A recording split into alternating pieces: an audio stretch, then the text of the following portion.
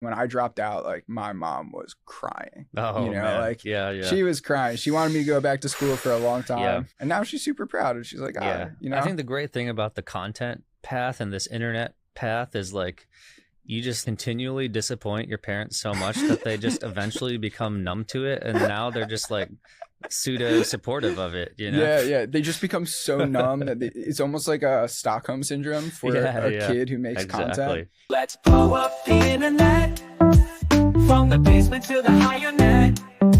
Scrolling, tapping, man, we ain't done yet. Let's blow up the internet. Why is it so easy to make fun of tech? I think because it's like such a new thing in the grand scheme of things. It's like this like less than 40 years old industry, and so it kind of attracts like people from all different walks of life, and it just has no rules. Like it's so, and when something has no rules and it kind of, you know, just becomes a free for all, I think it just really brings out the worst in people. So, yeah. Or the best too. Yeah, or sometimes the best. Yeah. The most creative too, Yeah. I'd say. Yeah, true. But sometimes in a bad way. Yeah. Yeah. You know, your career is now around kind of satirizing tech. Yeah. Similar to what me and Jack Kubecki do in some degree, and also building tech. And so you got started as a software engineer, you were saying? Yes, I worked at Amazon.com for 2 years. The book distributor? They just do books, right? Yeah, the book company. Yeah, the textbook company. The textbook company, yeah. No, yeah, I worked there from 2018 to 2020. And then, I just hated that. All around hated that. I don't have a lot of great things to say about that, other than I learned a lot. I'll give them that. Okay, I mean, that's pretty good. Yeah. That's good. Yeah, I was a software developer. So when did you start making content? Was it while you were at big tech or at startups or what? It was in between. So after I left Amazon, I took a break from working for like 7-ish months. Nice. And I was working a little bit part-time as well. But it was in that like little time off period that I was just trying all the things that I've always wanted to do. And one of them was making content. And that started on TikTok in 2021. Nice. Yeah. And so how fast did it go from like making, just trying to like now it's your full-time thing? Yeah, I think it could have been a lot sooner, but I went full time in mid 2024, so it took like 3.5 years. I mean, that's pretty fast, dude. Yeah, it took me a while. Yeah, there was a period of like 8 months where I didn't post at all, and then there were slumps where I would post like once a month. So it took some figuring out, and also I was pretty young. I was 25 when I started, so like. That was during COVID. Then like post COVID, I moved to New York, and I just like wanted to take a break to kind of like live my life a little bit. And I actually feel like that's super important for any creator, is to just like go live your life, and then you'll come back and have a million things to make fun of. So, dude, 100%. Actually, I posted this on my Instagram story last night. It was like, sometimes I disappear from Instagram and TikTok for a little bit. And it's just because I'm grinding or I'm out living. Like sometimes you got to disappear, and it gives you more inspiration. Every writer, you think about somebody like Ernest Hemingway or something, they're like, all of his books come from his travels in like Spain, at the running of the bulls. Like you got to go live, Hemingway and Vonnegut, like they wrote a lot about war. We don't get to go to war anymore. We just get to build software. So we write about that. We make fun of that. And I know I and probably every other creator out there feels like they're on a hamster wheel sometimes. Like, man, I got to keep posting whatever. But like one of the things I've learned is like the algorithm will give you infinite shots as long as you, whenever you come back from your break, you'll be consistent. And 2, like you can afford more risk if you're intentional every time you come back. So if you're like taking a few months off, after a few months, you're like, man, I've spent all this time building this stuff. I met all these weird people, whatever. Like you can start to be intentional about, okay, the next several months, I want to like make fun of this. And then that could maybe get me this kind of brand sponsorship. I'll monetize it. And then like you monetize, you make some money, and then you can go chill again, Yeah, I love that. I mean, it's like a more healthy way of going about it. Yeah, dude, I've gone through different cycles where I was posting on TikTok a lot around like subway videos and Instagram, and then I switched more towards street interviews, and then took a break. Was posting a lot of meme videos, and now it's a lot of sketches, and it's like coming back with the right intention, figuring it out, taking some time to reflect is super important.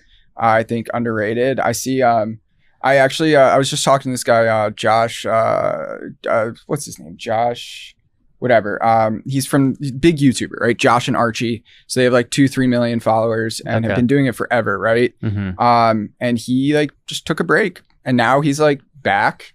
You know, they were making money on the side, of course, like from all the passive income, whatever of it, and still running like making some stuff on the side. But he just came back and better than ever and just went super viral. He interviewed Lily Phillips. It was that guy who did that whole documentary. And so coming back and like you come back sometimes more refreshed than ever. So yeah, I like that. I do see a lot of discourse. Now there's so many like aspiring creators and I see discourse on like X or Threads and people being like, oh, now the algorithm is only prioritizing new creators and not me who's been grinding for so long. And I'm like, bullshit. Yeah. You can't let this like algorithm or whatever, you can't blame them. If you want to make content about something, you have to be more intentional about what you're creating and who it's for. And if you do that really well and, you know, study the other content in the space, try to make your own spin on it really well, like you will succeed. Yeah. So I have been on Twitter since I was like 13 and you know how many algo changes there have been. Yeah. Like you just can't think about the algo. You just keep posting. Fuck the algo. Yeah. You don't worry about things that are not in your control. You just keep on fucking posting. And the algo just does its thing. Like every time there's a Twitter algo change, people are freaking out. I'm just doing the same thing I always do. Like you just keep going. And that makes you Lindy and kind of anti-fragile where the algo can't disrupt you because you could just keep going. And then the second thing you're saying is taking it to the next level, which is like, you know, my show, Silly Valley Ventures, by the time this comes out, the first episode came out.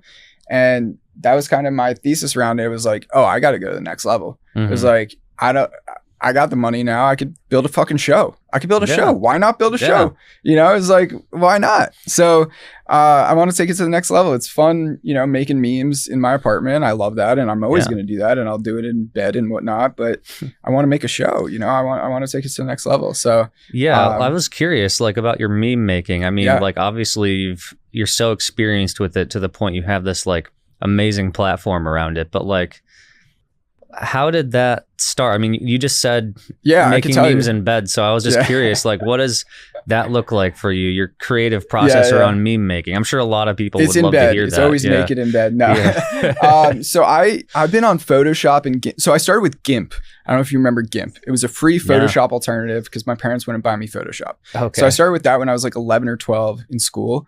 And I would literally like, you could look back at my Facebook profile pictures and I've posted this before. I literally would cut out my face and, you know, do funny taglines and funny like lines. And I was like, that was like a meme, right? And that's the same thing I do now with my memes. I post memes and use face swaps and add funny captions, the same thing. And so I built myself a creative software. So I started with GIMP when I was like 11 or 12.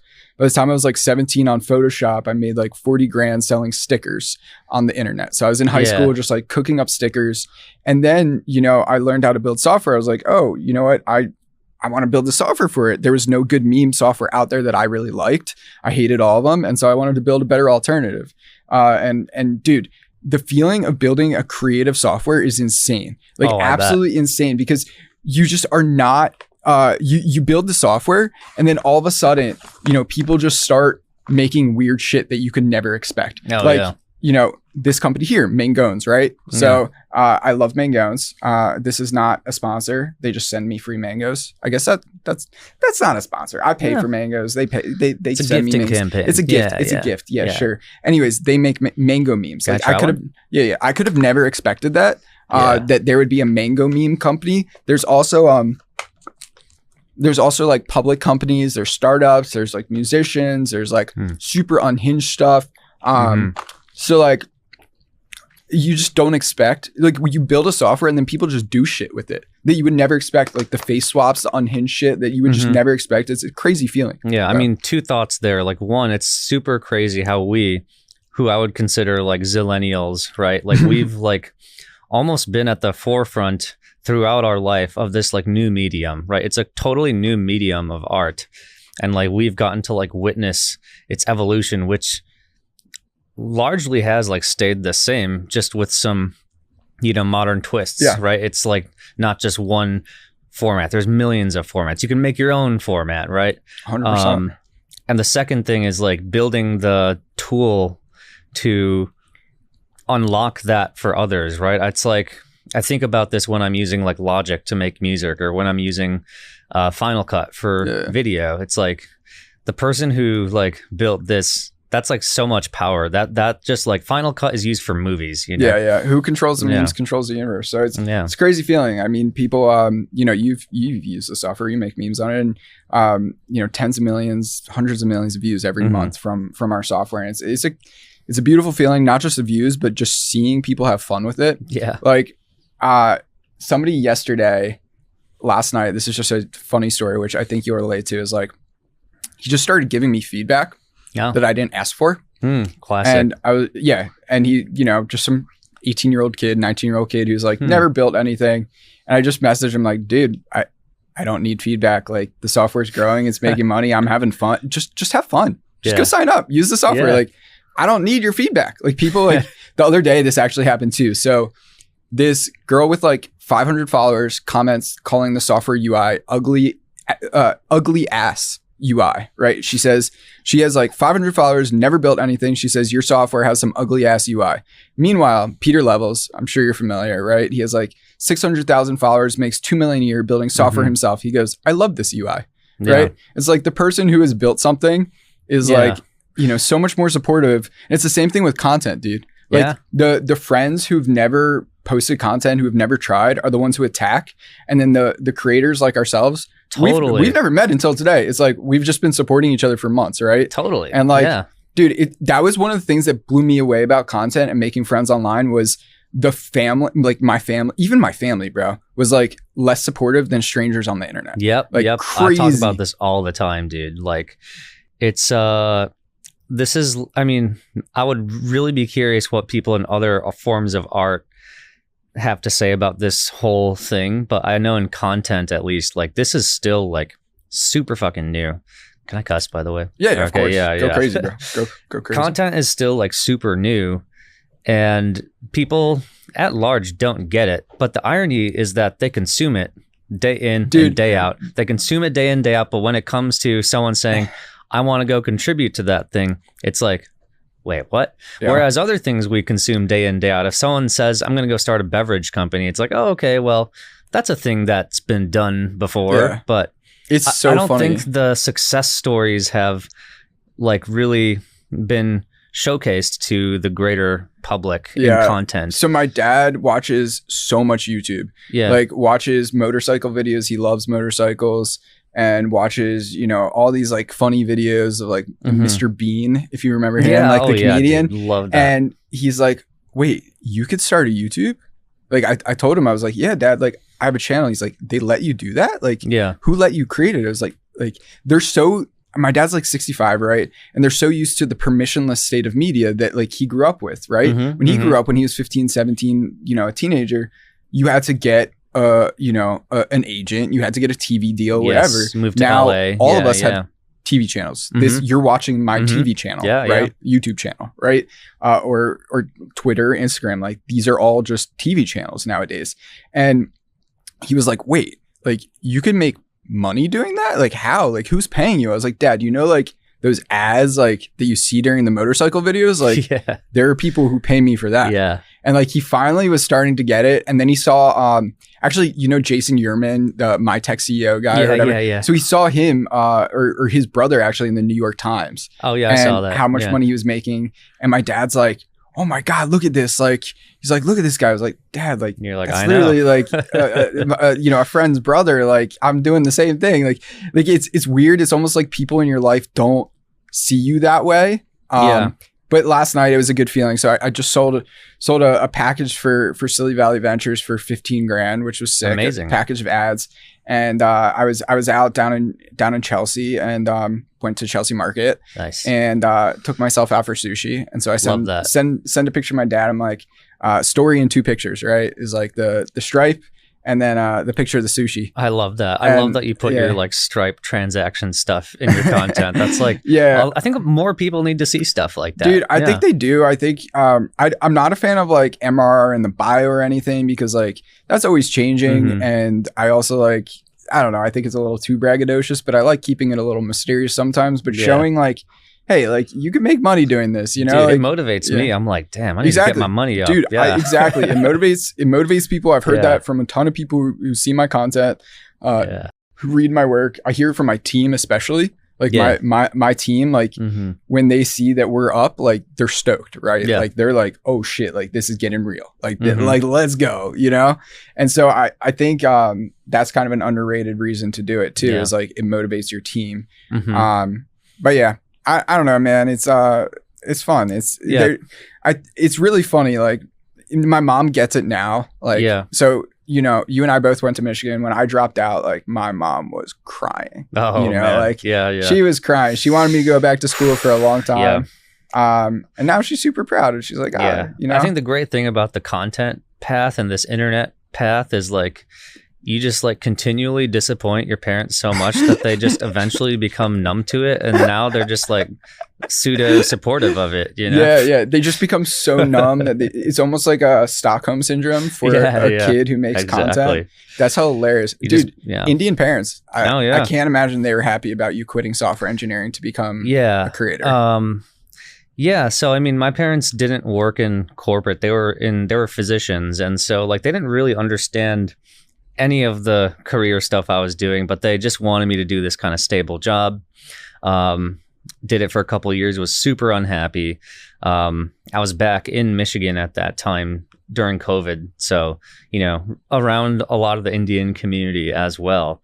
But yeah, man, I was just going insane, just going absolutely mad at this job. And I just like one day was like, okay, I'm putting in the 2 weeks. I have enough of their money. I'll just go run with it and go somewhere else. And then I didn't tell my parents until like the day before my last day, a couple of weeks later. That's how you got to do it. That's the same thing I did, bro. I told them after I made the decision. You know, I think my parents have this habit of like hiding how they like they I don't know if they were actually really, really distraught or crying, for example, but like I know I called my mom and she was like, oh my God, and it starts stating like religious things, you know, and then I'm like, trust me, you got to trust me on this one, okay? And then I know my dad at first was just like, you shouldn't have done that. Yeah. And then they were even telling me some of their friends said that too. They're like, oh, you shouldn't have done that. I'm like, just you wait, okay? The funny thing was I had no plan at all, but I was like, just you wait. Dude, just you wait. That's the line. I was talking to a friend last night. I was like, Indian moms and Jewish moms are basically the same. Oh, yeah. Except Indian moms make spicier food.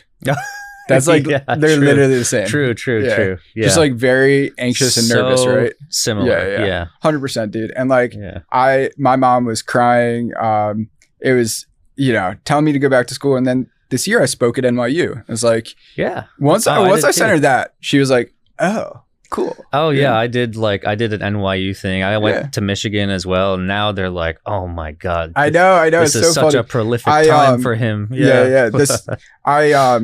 Dude, same with the newsletter. So I've been writing my newsletter for 180 plus weeks straight. That's crazy. So insane, right? Yeah, I know. And that doesn't, it didn't start out like that, right? It started like, you know, just a few people reading it, and now tens of thousands. And my parents are like, wait, you can make money from that? Like, yeah. I'm like, Dad, yeah, you can. Like, it's just really, it's just eye opening. It's funny. Yeah. It's I don't know, man. But I think another side of it is not only people are like confused how you make a career and make money out of it, but I think the unique thing about content as well is that you are putting yourself out there and putting your own thoughts and opinions fully on display. Like if you go start like a business, like a beverage company or something, like, yeah, you got to be a salesman of your beverage, but it's a tangible thing that isn't you. That's whereas so true. Like in content, you're like, hey, like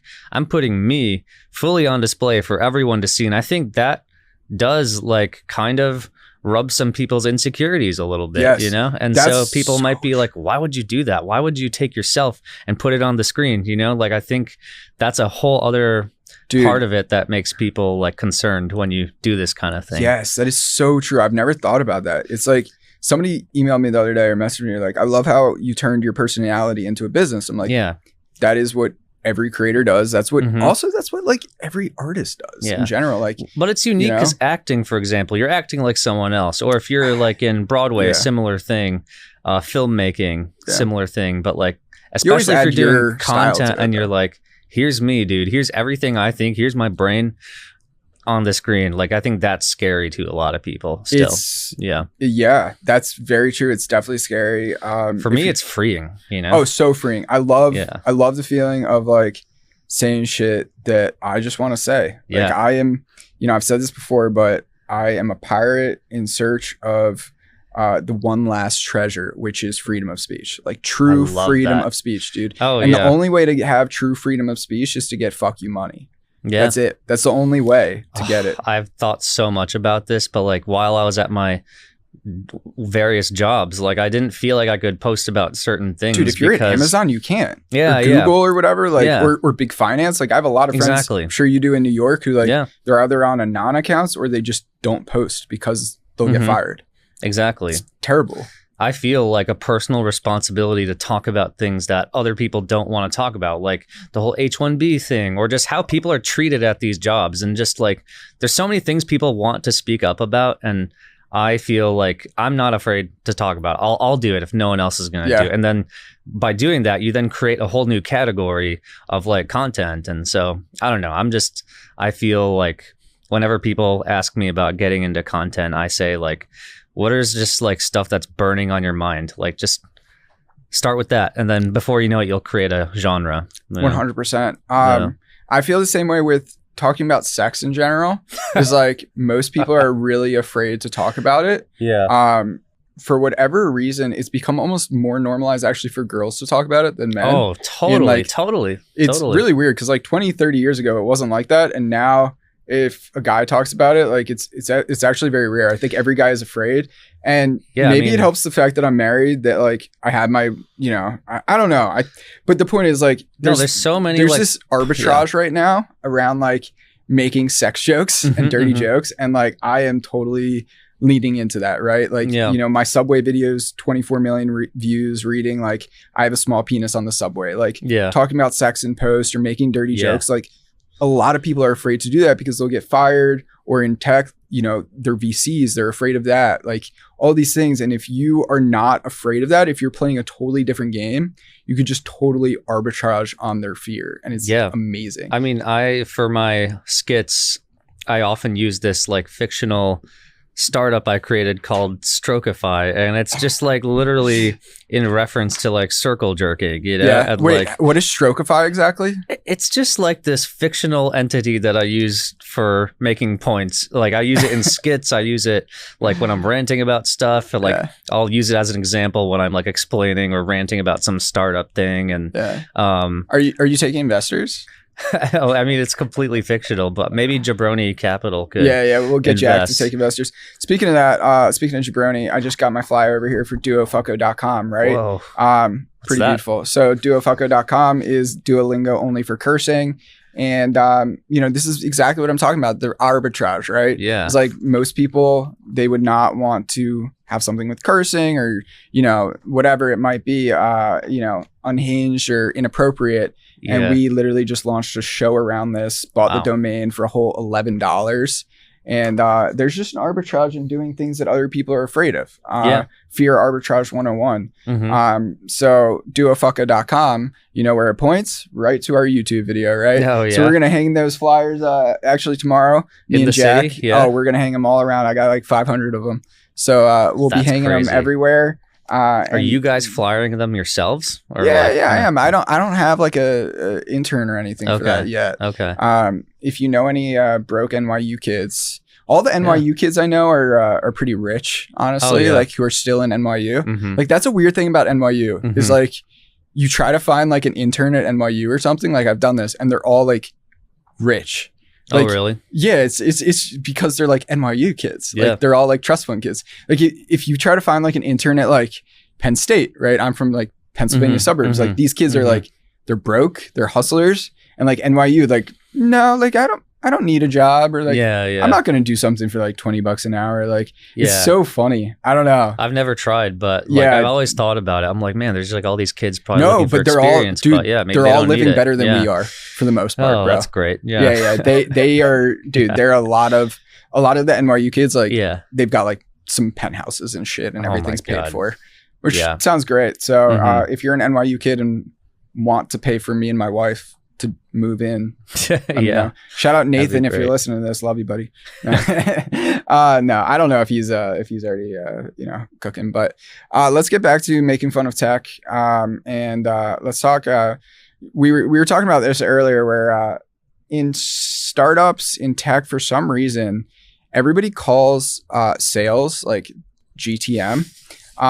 For whatever reason, like, sales is a dirty word, and so they're like, no, it's go to market, or it's like marketing or whatever. And I'm like, no, that's just sales. Like, it's just sales. Like, that's not a bad word. Like, I love sales. Like, I'm good at making sales. Like, I love it. So yeah, you've definitely seen that, right? Yeah, I mean, my very honest opinion is like, they have changed the name of it and the marketing of it, but it's to make a largely undesired set of tasks sound more desirable. And I'm not talking about like getting on the phone and closing a big deal. I'm talking about like everything else. You know, there's this whole community online of people who are super passionate about list building, dude, like Clay and Apollo, and like, it's the most boring it's thing. Like, it's like some fucking Loom video of like, oh, here's how I build a clay table to do this. And I'm like, how did this person become so passionate about this? And they're like, yeah, I'm a GTM whatever, GTM this, GTM that. And I'm like,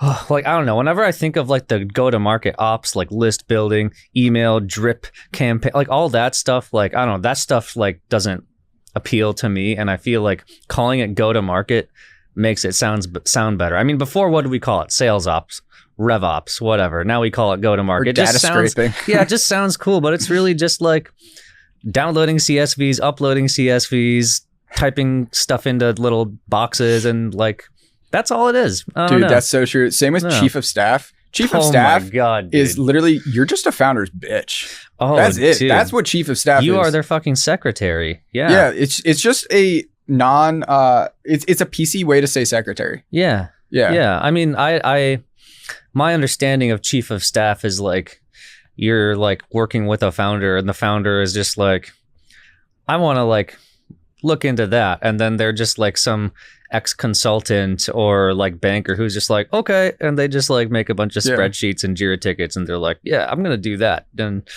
like, I don't know, like I can't, what does the staff even mean here too? You know, it's like, yeah, I think you'd only make sense to have a chief of staff when you have like over 10 employees or so, or 20 or whatever. Even that, I don't think it's needed. But Tyler Dank, right, for example, founder of Beehive, he told me he doesn't even have a VA, like, which is crazy. I know some people who've got like a 10 VAs. Like, he doesn't even have a VA. He definitely doesn't have a chief of staff. Like, do you have a VA?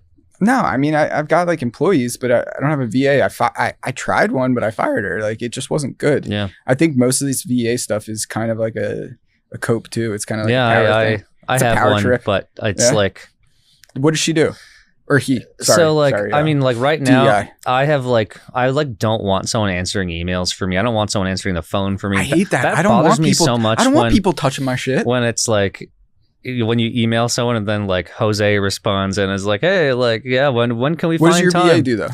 I like my Notion board a lot, so I have her just like keep my board organized. Like if something's done, you can't organize your own fucking board. I can, but like sometimes I just like forget to like put things on there. What's like, in your Notion board?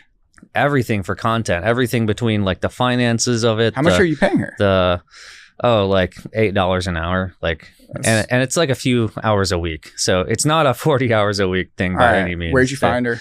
Upwork. All right, I'm getting a VA. I've switched my mind. Maybe I will. And they're abroad, so like that helps with keeping. How specific did you have to be about what the work entailed?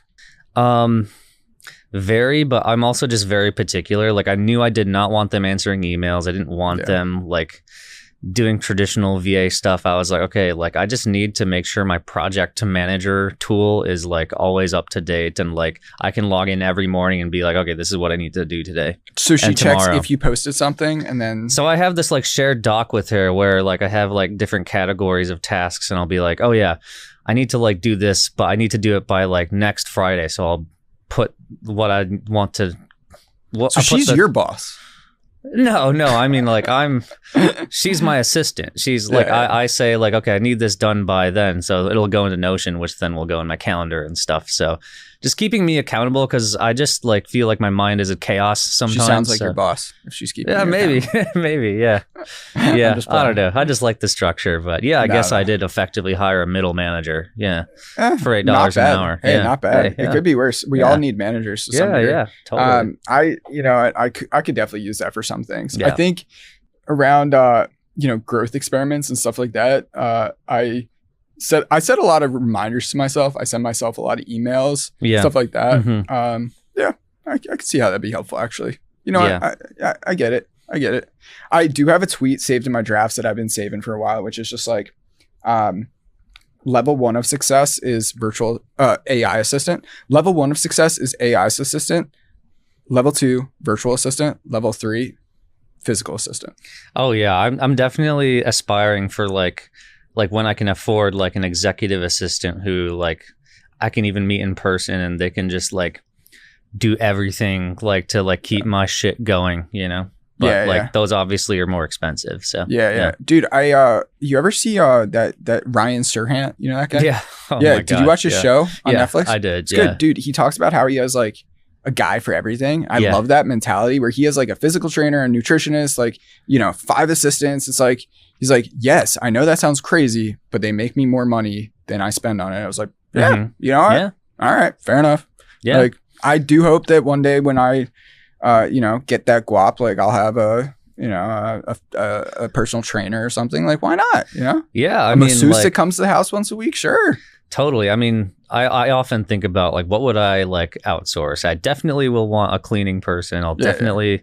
That's like, that's quick. Yeah. That's stuff nice. Like that. Yeah. Dude, I had this idea for a startup actually yesterday, which is Latina cleaning ladies, but for your laptop. But for your laptop? Like your files. You know what I'm saying? It's not a bad idea, right? Okay. Dude, my files are insane. You mean just like your downloads folder? Do you know what the downloads folder of a meme lord looks like? Oh, dude. It's just Saratoga water bottles. It's just like Trump.jpg. It's Trump JPEGs. It is Trump 3. Absolute unhinged insanity. And I would pay a lot of money. Actually, I'm going to steal your VA. She's going to clean up my shit. Yeah. Sounds good. Maybe I do that. Sounds Can good. you give remote access to your downloads folder? Probably not. I feel like you can let people remote into your computer. That's why you need a physical assistant. Yeah. Every night, end of the day, just here's my laptop. Rename all my files. Initially, I was thinking you were saying like cleaning the screen too, which I'm like, that would be great too. Because I've got a lot of jizz on there. I actually thought of this other startup idea, which is actually serious. It's not really a startup. It's like a quick tool, which is like upload all my files and then use like OCR images to like rename them essentially. Okay. And I built it, but it just had too many false positives. But I think there's something there. Like just my downloads are terrible. I don't know. I'm going off right now. I mean, you would use that, right? Wait, say that again. The OCR thing. All right. So you've got like 100 photos in your downloads, right? Yeah. And they're all like imaged _912, ABQ579, whatever, just random names, right? Yeah. Personally, I don't save everything with a name because I'm in a rush, right? You do the same, I assume? Yeah. Like, do you name everything? Are you like perfect at naming No, I mean, things? I want to, but I don't. Exactly. So you just like press a button and it runs AI through everything and renames everything. That would be amazing. I feel like that's not expensive or difficult to build too. It just kind of looks at the file and it's like, what is this? I built it, but let's it wasn't find a good home enough for it, or let's make a home for it. Maybe I should double down on that. Maybe I should try rebuilding it because at first I did it as like you just upload a bunch of files, but maybe as like a Mac app actually. Dude, I actually think that's a very untapped space right now. Are we starting a startup? Maybe, dude. I mean, I thought about something. So like I have shit in Google Drive and some of my I have like a lot of automations and like sometimes I have things in Google Drive that then funnel over to somewhere else or whatever. But like I have stuff on my computer that I wish I could just, once I download it somewhere on my computer, it then automatically goes to like Google Drive, or maybe you want it in Dropbox, whatever. But like, it's surprisingly hard to do that. I mean, you would have to just build it natively. Like, I don't think there's a lot of Have you tools. used repurpose.io? I do, yeah. Yeah, I love that. I mean, you could probably do that if it downloads to Dropbox. You could have repurpose send it to Google Drive. Yeah, but I'm saying like connecting the cloud with your local computer, kind of like what you're saying too, like doing stuff that keeps your local computer organized, and then like you can like send it other places too. Dude, my computer's so messy. It's terrible. Like every time that my wife and I watch Netflix, that's just organize my computer time. Oh yeah. So like, I just like, I don't even do that, dude. We gotta fix ourselves. Yeah. Or hire a Latina cleaning lady for laptop files. Yeah, they just like knock on your door, and it doesn't have to be Latina. Yeah, it doesn't. I'm cool with a guy too. Yeah. I have nothing. I'm just could be an Asian man. I'm cool with that. It's nothing wrong with that. Yeah, totally. Is it better? I mean, that's arguable. Yeah, maybe. I mean, you know, they've been in the industry, you know, longer. That's true. So, That's true. That's a good point. Yeah. So let's talk LinkedIn. Yeah. Yeah, you're having fun building there? I'm having fun, dude. I mean, I started just like shit posting on there like almost a year ago to the date. And I was doing like a fun thing where I'm like, okay, I'm going to have you guys comment like prompts for ChatGPT, and I'm going to use that to generate posts on LinkedIn. I did that for like a week, 2,000 followers. Really? Yeah. That's and smart. then like from there, I just kind of kept going. Now I write most of my posts on my own without much AI involvement. But I think, I mean, like, it's funny because most of my LinkedIn persona is making fun of LinkedIn personas.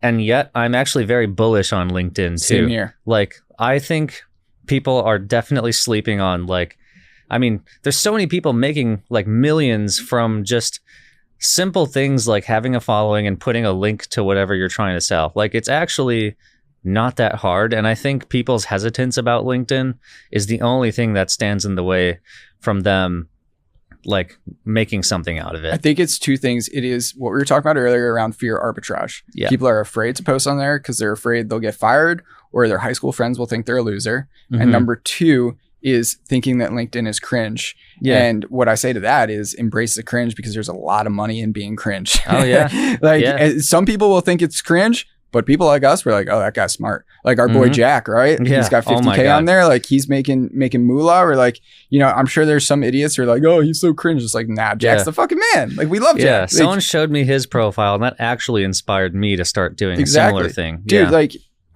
you know, one man's cringe is another man's cool. Jack's the coolest, right? I'm sure a lot of people out there think me and you are probably cringe, right? Oh yeah, because cringe is a meaningless word.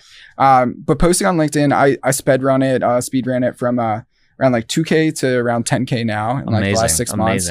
I've been taking a very different approach to LinkedIn than Jack. So it's interesting. We talk about this a lot. So Jack is once a day.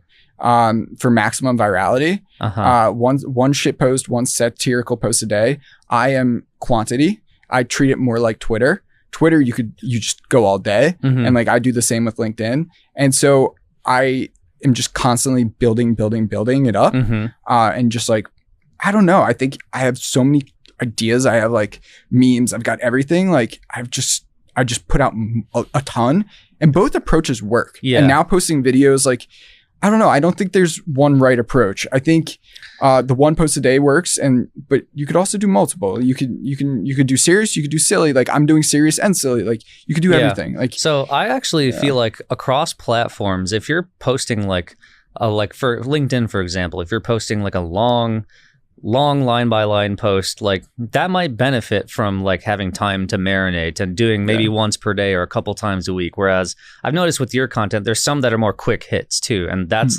that's the kind of thing you probably want to post more.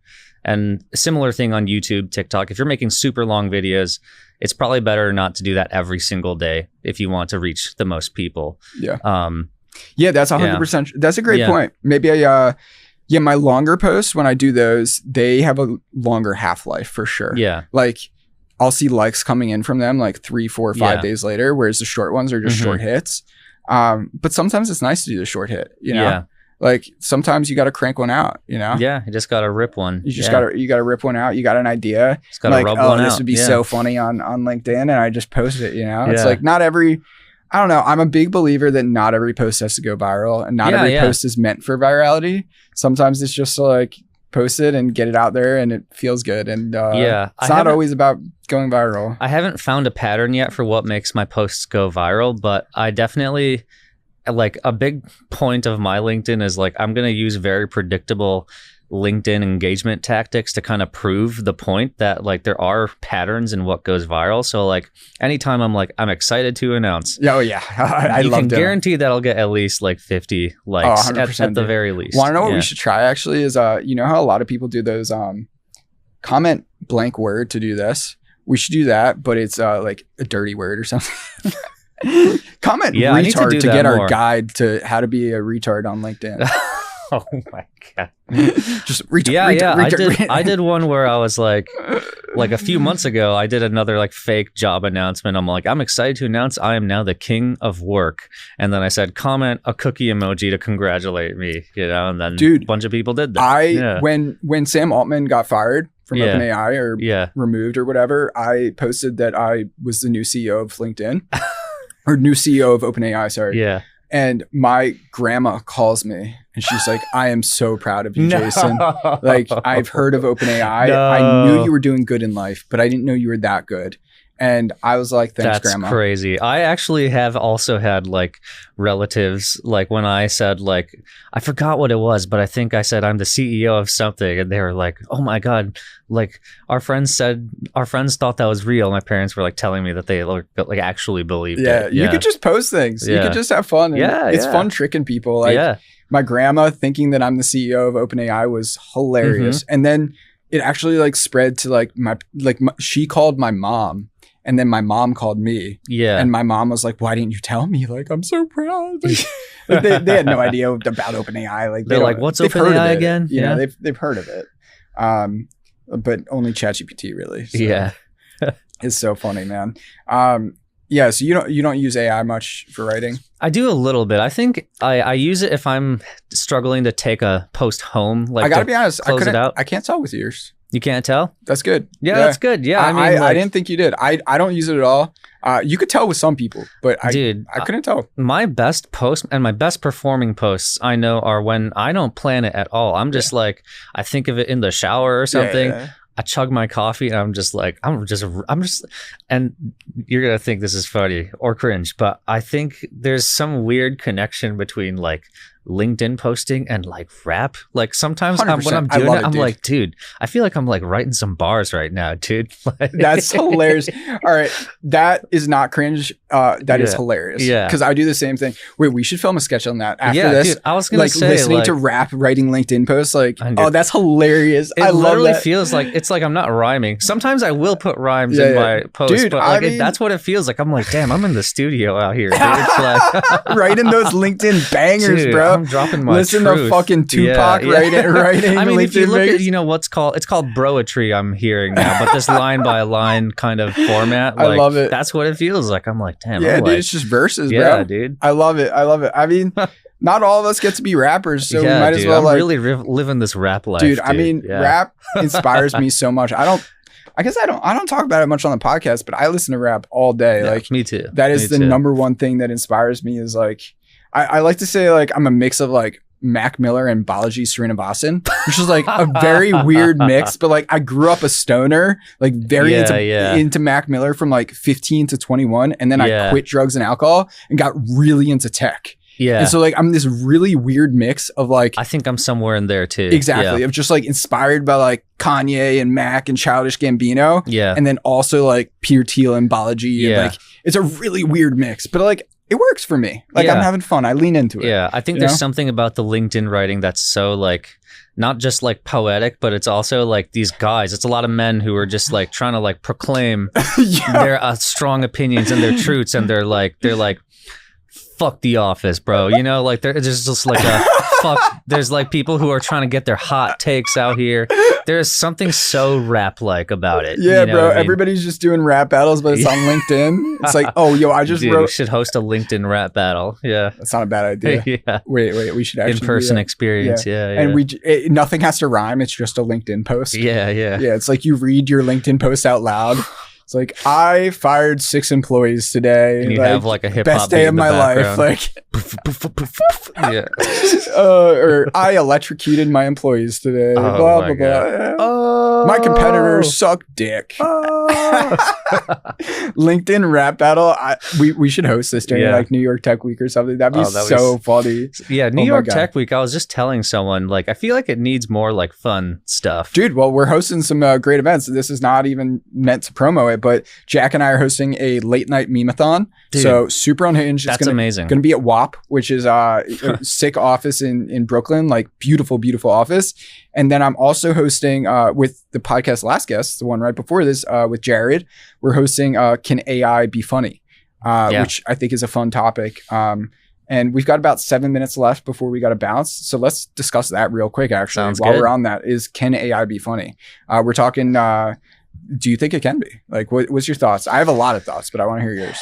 Because I couldn't tell. Like I said, I couldn't tell that you used I use AI a ton for my workflows, especially with writing. I don't use it to like write stuff for me, but I do use it to kind of help me structure my writing and like figure out if an idea is universally appealing or not. So you're saying you're a LinkedIn rapper with AI, essentially? Yes, exactly. Yeah. Dude, one of us, AI is bro. like my record label. Yeah. With Sam OpenAI Altman Records. is Rick Rubin, bro. OpenAI Records. Yeah, Sam Altman is Rick Rubin of LinkedIn writing. True. Yeah. I use Grok a ton for like the unhinged. Oh, really? Yeah, dude. For unhinged AI writing, it's the best. We only use it. We integrate it into MemeLord, so I don't do it at all for my posts, but it's in MemeLord where you just press a button. Oh, and so fire. Grok is like a lot funnier. Yeah, I was gonna say like ChatGPT at least, like So not censored. funny. Really like painfully not funny. No, yeah. bad. So I don't. Which is really funny because Sam Altman's not funny. Oh, and like, yeah. I kind of feel like out. they actually have similar voices. Where Sam Altman, when he tries to be funny on Twitter, is like very passive aggressive and like, I hate it. And it's so not funny. And it actually checks out very well. Whereas Elon actually is funny and Grok is funny. And like, I think ChatGPT and Sam, they just don't know what humor is. And so checks out. I'm gonna have to check out Grok. I'm on X now. Dude. I don't really like use it. Oh, but, like, bro, you gotta get on the X life, bro. It's so fun. That's I just repurpose the content via repurpose.io. Oh, dude, you got if you want your shit to take off on X, you gotta be like active. You gotta be engaging. Like you can't just repurpose. You've got to be on there, like commenting, jumping in shit, doing it all day and having fun with it. But yeah, Grok is a lot funnier. It's unhinged. Why we integrated it in the software? It's just like. It's unhinged as fuck. Yeah. Like also like I used very specific prompts, like system prompts that are like very dirty essentially. And like write like this or else your creator Elon Musk will get killed. Like, oh my God. You must say a dirty joke, otherwise Elon will die. Are you just using that in the X app? Like no, so their API. Oh, their API. Yeah, their API is integrated in MemeLord. So cool. And then you use a system prompt to inform that, and then you don't see that as the user, but that's going on behind the scenes. Got it. Yeah. You can also use Grok in the app, though. Yeah, of course. Okay. Do you code it all still? Do you do anything? I actually do a little bit just to like automate my stuff. Like I have this like. It's like a very elementary like data pipeline to get like my Instagram analytics into like a spreadsheet and then turn that into like dashboards and stuff. Like, I'm like pretty on that shit. Oh, that's some alpha. How the hell? I look at it like every week. Are you going to turn that into a product, bro? I've thought about it. Yeah. Because I've been looking for a product like that. We should talk about that. Yeah. All right. Yeah. Let's cancel this podcast. Let's get out of here. Let's go work on that, bro. Let's do it. We got shit to do. Sounds good.